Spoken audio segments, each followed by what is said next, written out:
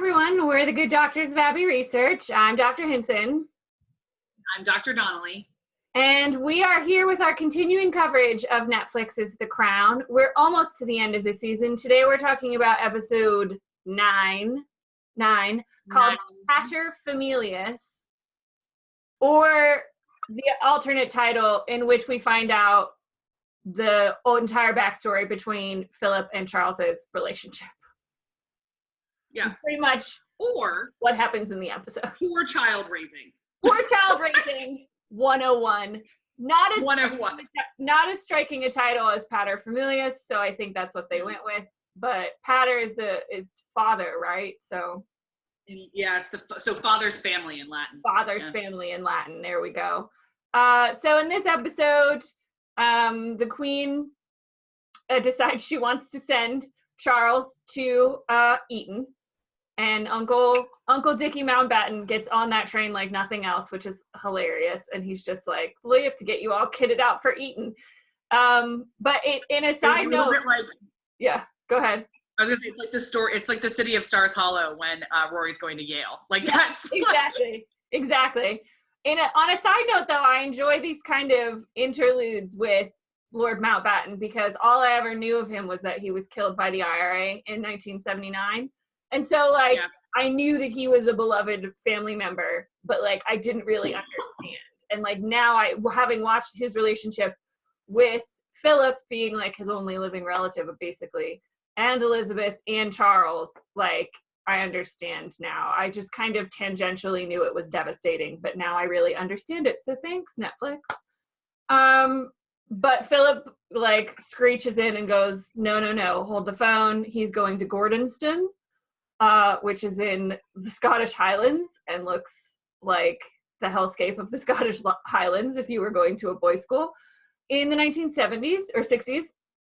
And insists to Elizabeth, you let me, you told me that I could be responsible for Philip's upbringing and this, or Charles's upbringing, and I'm insisting on this.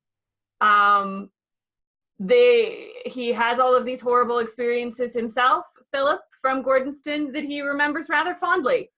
So, further insight into Philip's disposition. We learn that his sister and family all die in a plane crash, and his sisters, I think plural, but the one sister that died and her husband, she was married to a Nazi. I think both his sisters were married to Nazis, though. Yeah, and the funeral had caskets with swastikas. Yeah, so we get to see how deeply uncomfortable that probably was. But this was, pre-Second World War, so we were still accepting Nazis? I'm not sure. And Philip gets rejected by his father, who's at the funeral, and it just looks generally like his family is awful, and now the only people that loved him are dead. So that's great. He goes back to Gordonston and, throws a strop or, kind of pitches a fit. And, yeah. Expresses emotion, goes through this whole transformative experience, building the front gate, learns to ask for help, and then all of these wonderful lessons about connecting with people and being vulnerable. He shares none of them with his son and decides to be a hard ass with his son. There's this horrible trial that they have to go through. I'm reading my notes. Did he tell his son any of these trials and tragedies that he faced and explain that's why the school was so important to him? No, he does not. He just tells him, you have to do this. It'll make a man out of you. There's puzzling Philip's definition of masculinity that versus royalty, royal masculinity, which is fascinating. And he's like, no, you're going to be a man, not whatever he says, weak royal person. So I guess that's interesting. Imagine really he called him a namby. That just feels like somewhere where he would have called him a namby. A namby, a pansy. I hate that word, but he probably used it. Something like that. So, yeah, Charles does the test, but he gets lost, and he gets saved by his, again, the people that seem to love him are, the household staff. So, great upbringing, Charles. His, bodyguard saves him. And then Philip says, shows him no love or affection and like tells him you have to do this. So that's basically the episode. At the end, they throw some serious shade and say, Charles stayed at Gordonston for 5 years, calling it a prison sentence and hell on earth. And then it says, like, fade to black, next scene. He sent both his sons to Eton. It was like, I would just love to have been a fly on the wall in that conversation, because I'm sure doddering old Philip was like, you have to send them to Gordonston. It's the family tradition. And I just wish I could see Charles's face where he like looks at his father and goes, F you. I love my children. I want to show them affection and kindness, so I am not sending them to Gordonston. I want them to grow to be human beings, not men. Their mother and I have shown them love and compassion. I would not like that frozen out of them in the wilds of Scotland. But yeah, cool. A whole other episode, Dr. Donnelly, not about the Queen of England. Scotland. Yeah, I mean, that's all of my notes. Like every 3 or 4 lines is like, right, and Elizabeth is where? What's she doing? What's happening in her life? What's going on in the government?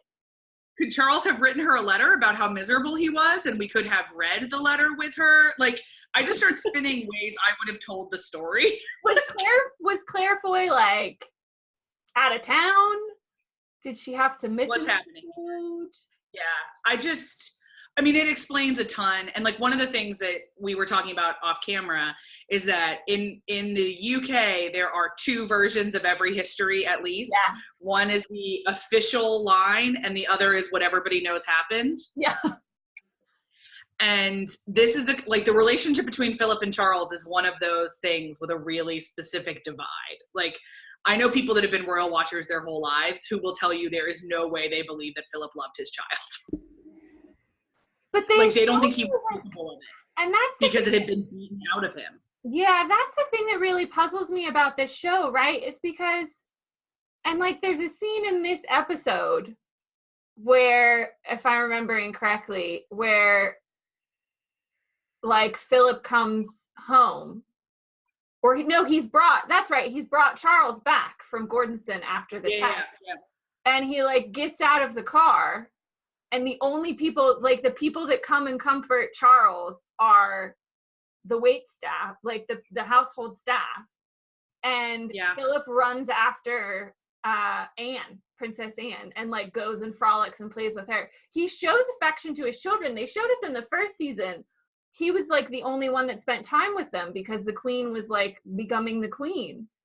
But then I don't know, it must have been like Charles is of an age now where I no longer show him affection. It was really like, now you're going to become a man. And that's not something he had to do with Anne. So he could be more affectionate. I don't know. But yeah, it must suck to be Charles was my like underlying takeaway from this episode. Yeah. And I was reading something, I can't remember. I was reading something of like a royal analysis blog or something, and they were saying that evidently the queen has said to many people as she's gotten older that she was not a good mother to Charles, and she made up with it with Andrew because she did not know how to raise her. And I think we've talked about this on the video before. Yeah, he had no idea how to raise the person that was going to replace her. Her replacement. And it's one of the reasons that she wants to be very involved with George's raising. And tried to be very involved with Will so that those mistakes wouldn't be perpetuated. Yeah. And I mean, that was an interesting thing that was brought up, I think, by what's his face, the Duke's private secretary, who said, like, how do you raise the person who replaces you? And also, how do you raise the person who is supposed to then, like, there's a holiness to being the crown, right? Like we've talked about that this whole series that once your coronation is that kind of elevation into holy status in your relationship. So how do you raise a child? How do you raise a child as who will be the anointed one? Like like raise them to be normal, but also they're never normal because at some stage Charles is going to be 90, but at that stage he will, you know, become God's chosen representative on earth. Like, how do you raise that with, you know, a child that just wants to play with toys? I don't know. I don't know either. Yeah. I mean, it's interesting. I find one of the things I love reading about the British Crown is, I mean, viewers, my family is half Danish. And so I've been to Denmark several times and I've seen the Danish Crown and I read about how they behave. And they seem to have raised normal people pretty well. Yeah. Like Yeah. all the Scandinavian royals are fine. And here's the House of England, like, yeah, a mess and a half. It's really funny. Yeah. The other thing I did want to say for American viewers who have never heard of the Duke of Edinburgh Award, it is, they bring it up in this episode briefly, I believe, if my memory serves. So it's like the Eagle Scouts on crack, to do the Duke of Edinburgh Award. And it is something that children born in the United Kingdom essentially can earn. Yeah. And it involves wilderness survival and public service, and it's a huge deal. And when you get your Duke of Edinburgh, it is a massive deal. Like, you get written up in your local paper. When I was a youth worker outside of Belfast in this tiny town called Waringstown, one of the boys got his DOE, and the town threw him a party. Oh my days! I had no idea. So it's like Eagle Scout, but more intense. Wow. And is very, very prestigious. And there is it's apocryphal, it's not provable in that way, it's anecdotal, but it's like if you have your DOE and then you graduate with a certain number of high test exam scores, you'll get into any uni you want to in the UK. It's like one of the great ways to say that you're a person of character.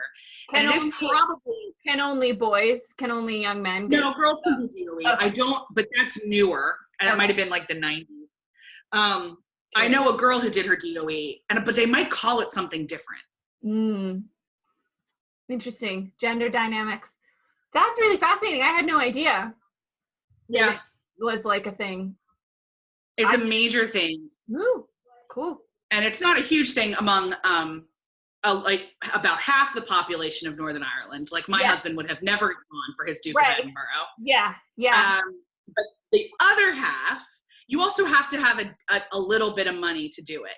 Sure, because you have to pay for the courses and things like that. Yeah. So it's a certain marker of privilege that should not surprise anyone who's been watching how Philip behaves and the award he designed. Yeah, appreciates his own level of privilege, certainly. Mm-hmm.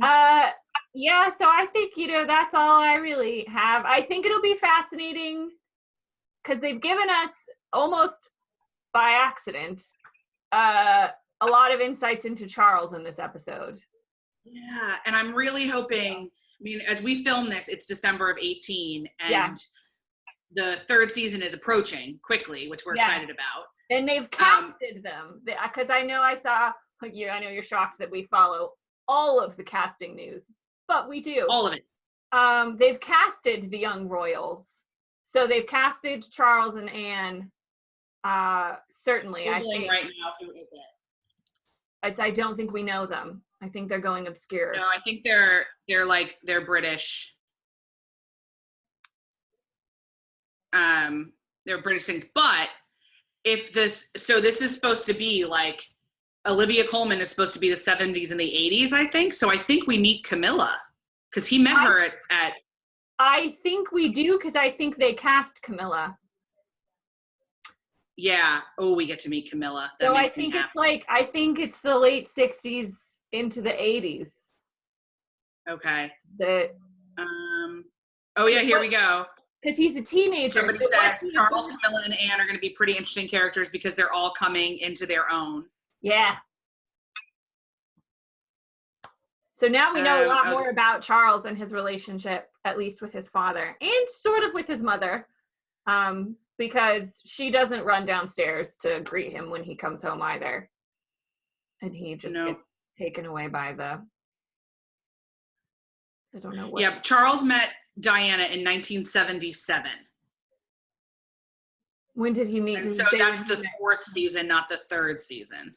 Okay. So anyway, the article I just clicked on didn't have casting news, just casting ideas. That's not helpful. That is not helpful. I think they're like nameless, faceless, young, because they're teenagers, I think, when they get introduced in the 3rd season. Oh, there we go. Josh O'Connor, and he was in something called The Durrells, which I'm sure is a delightful soap opera or a show on CBeebies. I was about to say, he's too young to be in Skins. I feel like for the last 10 years, all we've had is like young British actors who were in Skins once. Yeah, but that's all people our age. Yeah. He starred in the film God's Own Country, which got a lot of good reviews. And then Marion Bailey, who is one of those, like, you'd know her face, is playing the Queen Mother. Oh. Okay. Yeah. Oh, yeah. O'Connor will play the role of Prince Charles in seasons 3 and 4. Ooh. So that means he's going to be playing it when they get married. Interesting. He does look like Charles, I think. He is a more attractive version of Charles, yes. He is a more attractive version of, but in fairness, Matt Smith is a way more attractive, version of Philip. I never found, like, young Philip particularly attractive, but, Matt Smith, I think, is a better look. I find Matt Smith perpetually attractive. Yes, so. Always, in all incarnations of Matt Smithness. So it should be interesting. But I digress. Hopefully, I think we're going to get a lot more of the children, although this show is supposed to be about Elizabeth, but at this stage, I'm hoping we're going to have more patience for the children than I have for Margaret. That's like, Peter Morgan is not interested in talking to us about Elizabeth. I'm almost like given up now. We should like, we're not resign ourselves. We should just resign ourselves. Please at least not talk about Margaret. I am not here for Margaret. Although she's been cast by Helena Bonham Carter, so they're not going to waste that wonderful acting talent with no. Oh my gosh, no! And she is the best at contrarian characters. So she's so good. She's going to be so enigmatic. That maybe, but so is Vanessa Kirby. Like, I could appreciate that Vanessa Kirby acted the shit out of her role as Princess Margaret, and still be really frustrated that I had to deal with her that much. Yeah. So this review of episode 9 has turned into a preview for season 3. So that should also tell you how we felt about episode 9. We didn't have what is there to say? It was edifying. It was interesting and frustrating all at the same time. Hashtag the crown. Hashtag the crown. So we've got one more episode left, the season finale. So you guys think Elizabeth's going to be in it? Ooh, yeah. Place your bets. Place your bets now for the percentage of time that the hour and 10 minutes is going to be with Claire Foy on screen. Oh, you know what? So when I was still watching The Bachelor, there was a journalist for The Ringer who used to count the minutes that Chris Harrison was on screen in every single episode. Amazing. And I'm wishing we would have gone back and done that for Claire Foy in this season. Just hold like a stopwatch and be like a stopwatch, like anyone carries those, but like on our phones, use the stopwatch on our phones. Yeah, and just like keep track and just hit pause every time she was on just to see out of the. I'm sure somebody on the internet has done that. We'll have to look around and see if somebody has. If not, viewers, let us know if you want us to do that for season 3, because we will. Yeah. The percentage of Lizzie time. How much time Olivia Colman is actually on screen in a show that is ostensibly about her. About Olivia Colman, yeah. If you have not seen some of the costumes that are coming out of season 3, get you to the internet. There is a particularly amazing hat that looks like a space helmet that she wore to some sort of event, and we should all be glad the 60s are over, but Olivia Colman is rocking it. The Queen's fashion is about to take a turn, y'all. It is about to take a turn. So gird your loins. The bizarre. For the rest of her life, it was like homegirl didn't own a mirror. But she leans into it, and now she wears only like the same hat. It's always the same hat, but she just has it in every color of the rainbow. The same hat, the same jacket, the same skirt, the same shoes. She went to Marks and Spencer's in 1985, picked out an outfit, and now just has people sew it for her. And just copied it. But I think that takes us to, everything we have to say for episode 9. So for now, I'm Dr. Hinson. I'm Dr. Donnelly. We're the good doctors of Abbey Research, and we'll see you for the season finale. Bye. Bye.